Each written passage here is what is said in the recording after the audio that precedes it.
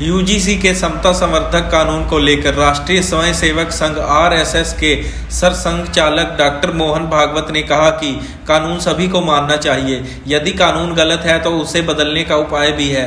जातियों को झगड़े का कारण नहीं बनना चाहिए। समाज में अपनेपन का भाव होगा तो इस तरह की समस्या नहीं होगी। मंगलवार को लखनऊ के निराला नगर स्थित सरस्वती शिशु मंदिर में सामाजिक स्वभाव बैठक में बोलते हुए राष्ट्रीय स्वयंसेवक संघ के सरसंघचालक डॉक्टर मोहन भागवत ने कहा कि जो नीचे गिरे हैं उन्हें झुककर ऊपर उठाना पड़ेगा। सभी अपने हैं, यह भाव मन में होना चाहिए। संघर्ष से नहीं, समन्वय से दुनिया आगे बढ़ती है। एक को दबाकर दूसरे को खड़ा करने का भाव नहीं होना चाहिए।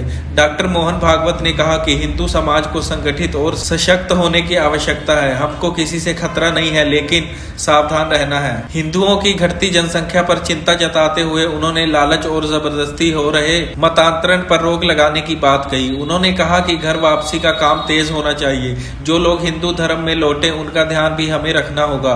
बढ़ती घुसपैठ पर चिंता जताते हुए उन्होंने कहा कि घुसपैठियों को डिटेक्ट, डिलीट और डिपोर्ट करना होगा। उन्हें रोजगार नहीं देना है। उन्होंने कहा कि हिंदुओं के कम से कम 3 बच्चे होने चाहिए। वैज्ञानिकों के हवाले से उन्होंने कहा कि जिस समाज में औसतन 3 से कम बच्चे होते हैं वह समाज भविष्य में समाप्त हो जाता है। यह बात हमारे परिवारों में नव दंपतियों को बताई जानी चाहिए। सरसंघचालक ने कहा कि विवाह का उद्देश्य सृष्टि आगे चले यह होना चाहिए, वासना पूर्ति नहीं।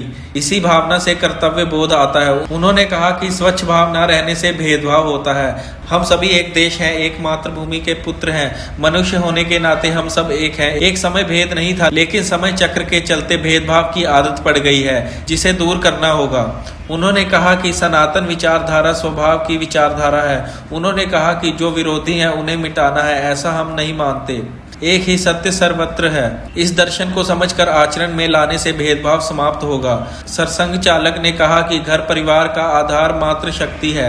हमारी परंपरा में कमाई का अधिकार पुरुषों को था, लेकिन खर्च कैसे हो यह माताएं तय करती थी। मातृ शक्ति विवाह के बाद दूसरे घर में आकर सभी को अपना बना लेती है। परिश्रम में महिलाओं का स्तर पत्नी से है।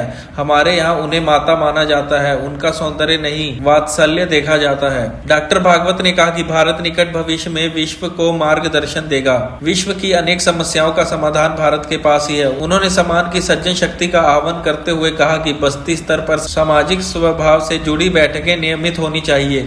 हम आपस में मिलेंगे तो गलतफहमियां दूर होंगी।